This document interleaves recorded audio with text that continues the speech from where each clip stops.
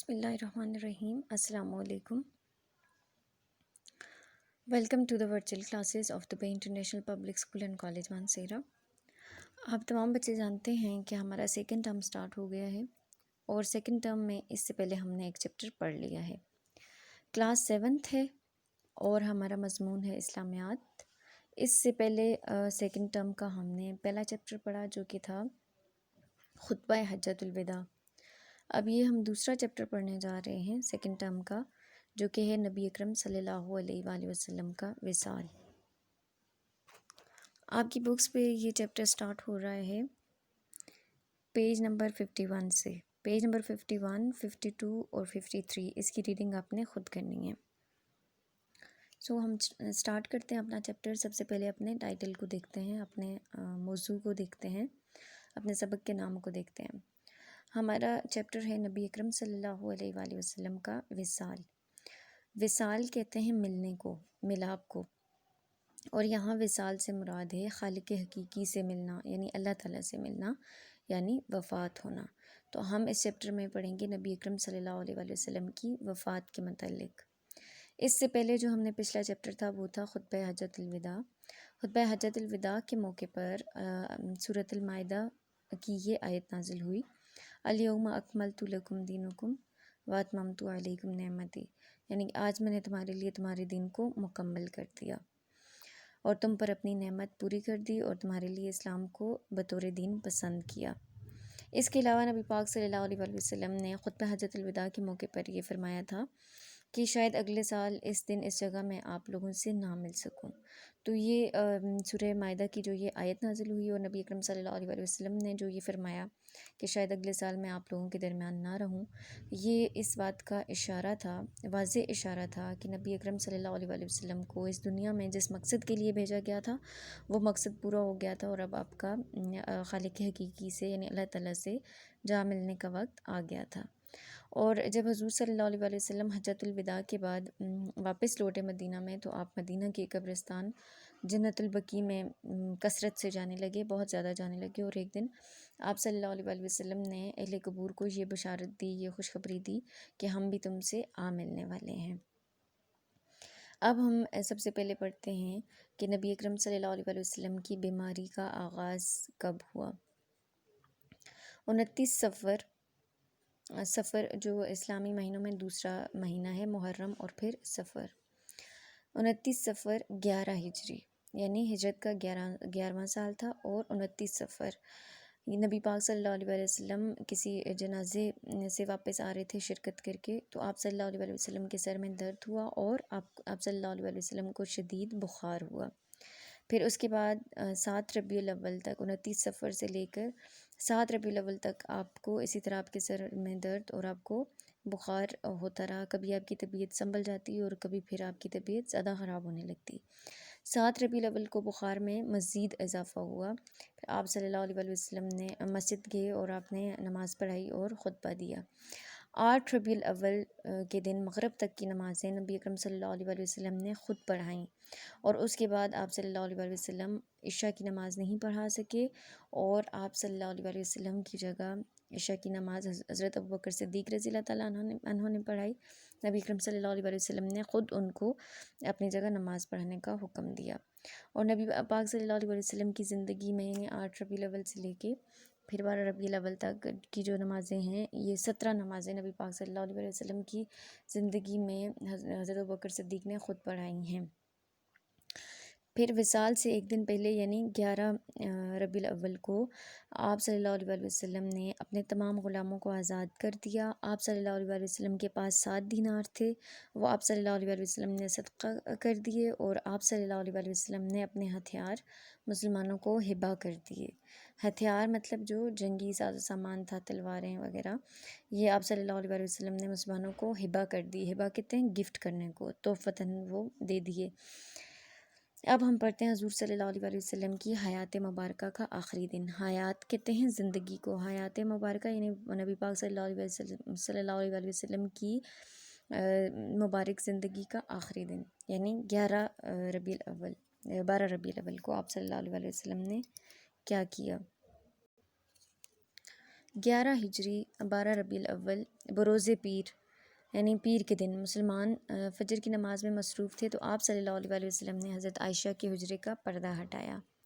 نبی پاک صلی اللہ علیہ وسلم جب بیمار تھے تو آپ صلی اللہ علیہ وسلم نے تمام ازواج مطہرات سے مشورہ کیا اور ان کو یہ کہا کہ میں بیماری کے دنوں میں عائشہ رضی اللہ تعالیٰ عنہ کے حجرے میں رہنا چاہتا ہوں۔ تو جب تمام ازواج مطہرات نے آپ کو اجازت دے دی تو آپ صلی اللہ علیہ وسلم حضرت عائشہ کے حجرے میں، پھر اس کے بعد آپ صلی اللہ علیہ وسلم نے قیام کیا، تو آپ صلی اللہ علیہ وسلم حضرت عائشہ کے حجرے میں تھے۔ آپ نے فجر کی نماز کے وقت حضرت عائشہ کے حجرے کا پردہ ہٹایا، تو وہاں سے کیونکہ مسجد نبوی نظر آتی تھی، تو صحابہ کرام جو ہے وہ نماز فجر میں مصروف تھے۔ آپ صلی اللہ علیہ وسلم نے ان کو نماز پڑھتے دیکھا تو آپ صلی اللہ علیہ وسلم مسکرائے اور پھر آپ نے پردہ گرا لیا۔ جب دن چڑھا یعنی دن ہوا تو آپ صلی اللہ علیہ وسلم نے اپنی پیاری بیٹی حضرت فاطمہ رضی اللہ تعالیٰ عنہ کو بلایا اور ان کے کان میں 2 مرتبہ سرگوشی کی۔ یہ بہت مشہور واقعہ ہے کہ جب پہلی بار حضور صلی اللہ علیہ وسلم نے ان کے کان میں سرگوشی کی تو وہ رونے لگیں، اور دوسری بار جب سرگوشی کی تو وہ ہنسنے لگیں۔ حضرت عائشہ رضی اللہ تعالیٰ عنہ کہتی ہیں کہ بعد میں جب ہم نے حضرت فاطمہ رضی اللہ تعالیٰ عنہ سے پوچھا کہ آپ کے کان میں حضور صلی اللہ علیہ وسلم نے کیا سرگوشی کی تھی پہلی بار اور دوسری بار، تو حضرت فاطمہ رضی اللہ تعالیٰ عنہ نے ان کے پوچھنے پر بتایا کہ پہلی جو سرگوشی کی تھی اس میں نبی پاک صلی اللہ علیہ وسلم نے اس بیماری میں اپنے وصال کی خبر دی، اس لیے میں رونے لگی، اور دوسری دفعہ جب سرگوشی کی تو آپ صلی اللہ علیہ وسلم نے یہ بتایا کہ آپ کے اہل و عیال میں سے، آپ کے خاندان میں سے سب سے پہلے میں یعنی حضرت فاطمہ رضی اللہ تعالیٰ عنہ صلی اللہ علیہ وسلم کو ملوں گی۔ اس بات پر میں ہنسنے لگی۔ پھر آپ صلی اللہ علیہ وسلم نے اس کے بعد ازواج مطہرات یعنی اپنی ازواج کو، اپنی بیویوں کو بلایا، صحابہ کرام کو بلایا اور ان کو واعظ و نصیحت کی۔ آپ صلی اللہ علیہ وسلم نے یہ الفاظ بار بار دہرائے، الصلاۃ وما ملکت ایمانکم، اور یعنی اپنی نماز اور غلاموں کا خیال رکھنا۔ اس کے بعد آپ نے نگاہ چھت کی طرف بلند کی، یعنی چھت کی طرف دیکھا اور فرمایا، ان انبیاء، صدیقین، شہداء اور صالحین کے ہمراہ جنہیں تو نے انعام سے نوازا، اے اللہ مجھے بخش دے، مجھ پر رحم کر اور مجھے رفیق اعلیٰ میں پہنچا دے، اے اللہ رفیق اعلیٰ۔ یعنی حضور صلی اللہ علیہ وسلم نے دعا کی کہ اے اللہ میرا معاملہ انبیاء کے ساتھ کرنا، صدیقین سچے لوگوں کے ساتھ، شہداء اور صالحین کے ہمراہ کرنا جنہیں تو نے انعام سے نوازا ہے، اے اللہ مجھے بخش دے، مجھ پر رحم کر اور مجھے رفیق اعلیٰ میں پہنچا دے، اے اللہ رفیق اعلیٰ۔ رفیق اعلیٰ سے مراد اللہ تعالیٰ کی ذات ہے۔ انہی کلمات کے ساتھ آپ صلی اللہ علیہ وسلم اپنے رفیق اعلیٰ سے جا ملے، یعنی اللہ تعالیٰ سے جا ملے، انا للہ و انا الیہ راجعون۔ اور جس وقت آپ صلی اللہ علیہ وسلم کی وفات ہوئی اس وقت آپ صلی اللہ علیہ وسلم کی عمر 63 برس تھی، یعنی 63 ایئرس۔ اب حضور صلی اللہ علیہ وسلم کی وفات کے بعد صحابہ کرام کی کیا کنڈیشن تھی؟ صحابہ کرام شدت غم سے نڈھال، یعنی شدید غم سے، بہت زیادہ غم سے صحابہ کرام نڈھال تھے، یعنی بے حال تھے، ان کو کچھ سمجھ ہی نہیں آ رہی تھی۔ نبی پاک صلی اللہ علیہ وسلم کی وصال کی خبر جب صحابہ نے سنی تو وہ شدید غم زدہ تھے، ان کو اس بات کا یقین ہی نہیں آ رہا تھا کہ حضور صلی اللہ علیہ وسلم کی وفات ہو چکی ہے، اور ان مسلمانوں کے تمام معاملات، کیونکہ حضور صلی اللہ علیہ وسلم ان کے تمام معاملات کو ہینڈل کرتے تھے، ڈیل کرتے تھے، مسلمانوں کے رہنما تھے، وہ مسلمانوں کے امیر تھے، تو نبی پاک صلی اللہ علیہ وسلم کی وصال کے بعد صحابہ کرام کو اس بات کی سمجھ ہی نہیں آ رہی تھی کہ وہ کیا کریں۔ اس موقع پر حضرت عمر رضی اللہ تعالیٰ عنہ اپنی تلوار تھامے غصے سے باہر نکل آئے کہ جو شخص یہ کہے گا کہ آپ صلی اللہ علیہ وسلم وصال پا چکے ہیں، میں اس کی گردن اڑا دوں گا۔ وہ کہہ رہے تھے کہ حضور صلی اللہ علیہ وسلم کی وفات نہیں ہوئی بلکہ وہ اللہ تعالیٰ سے ملنے کے لیے گئے ہیں۔ پھر ایسے موقع پر حضرت ابوبکر صدیق نے ایک خطبہ دیا جس میں حضرت ابوبکر صدیق نے بتایا کہ وہ لوگ جو اللہ پر یقین رکھتے ہیں، اللہ کی عبادت کرتے ہیں، تو اللہ تعالیٰ ہمیشہ سے ہے اور ہمیشہ موجود رہے گا، وہ اب بھی اللہ کی عبادت کریں، اور جو نبی پاک صلی اللہ علیہ وسلم کی نعوذ باللہ ان کی عبادت کرتے تھے تو نبی پاک صلی اللہ علیہ وسلم کا وصال ہو چکا ہے۔ پھر حضرت ابوبکر صدیق نے کہا کہ جیسے تمام انبیاء انسان تھے اور ان کی وفات ہوئی، اسی طرح حضور صلی اللہ علیہ وسلم بھی اس فانی دنیا سے رخصت ہو گئے ہیں۔ حضرت ابوبکر صدیق نے جو خطبہ دیا اس سے سب کو یقین آ گیا کہ نبی اکرم صلی اللہ علیہ وسلم کا وصال ہو چکا ہے، یعنی اس مشکل کنڈیشن میں حضرت ابوبکر صدیق نے مسلمانوں کو سنبھالا۔ اب دیکھتے ہیں نبی پاک صلی اللہ علیہ وسلم کی تجہیز و تکفین۔ تجہیز و تکفین سے مراد ہے کفن دفن، یعنی دفنانا، نماز جنازہ پڑھانا، یہ تمام چیزیں۔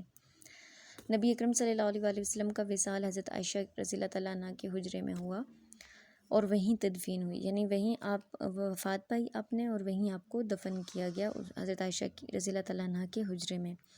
آپ صلی اللہ علیہ وسلم کی نماز جنازہ 10 صحابہ کرام نے حجرے میں داخل ہو کر باری باری پڑھی، یعنی کسی شخص نے امامت نہیں کی بلکہ 10 صحابہ کرام نے حجرے میں داخل ہو کر باری باری حضور صلی اللہ علیہ وسلم کی نماز جنازہ پڑھی، اور آپ صلی اللہ علیہ وسلم کو کپڑوں کے ساتھ ہی غسل دیا گیا۔ آپ صلی اللہ علیہ وسلم کی وفات ہوئی 11 ہجری 12 ربیع الاول کو، اور آپ صلی اللہ علیہ وسلم کو دفن کیا گیا بدھ کے دن، یعنی 14 ربیع الاول کو۔ آپ نے اس چیپٹر کی ریڈنگ خود کرنی ہے اور پیج نمبر 54 پہ دیے گئے MCQs آپ نے خود سالو کرنے ہیں، ان کو لکھنا بھی ہے اور ان کو یاد بھی کرنا ہے۔ پھر آپ کے جو شارٹ کویسچنز ہیں اور لانگ کویسچنز ہیں یہ آپ کو نوٹس میں تمام مل جائیں گے، الفاظ معنی بھی مل جائیں گے، تو یہ آپ نے اپنے پاس نوٹ بھی کرنے ہیں، لکھنے بھی ہیں اور ان کو یاد بھی کرنا ہے اور ٹیسٹ بھی لینا ہے خود سے، تاکہ ہم جو چیپٹر پڑھتے جا رہے ہیں آپ کی ساتھ ساتھ اس کی تیاری ہوتی جائے۔ اوکے، اللہ حافظ۔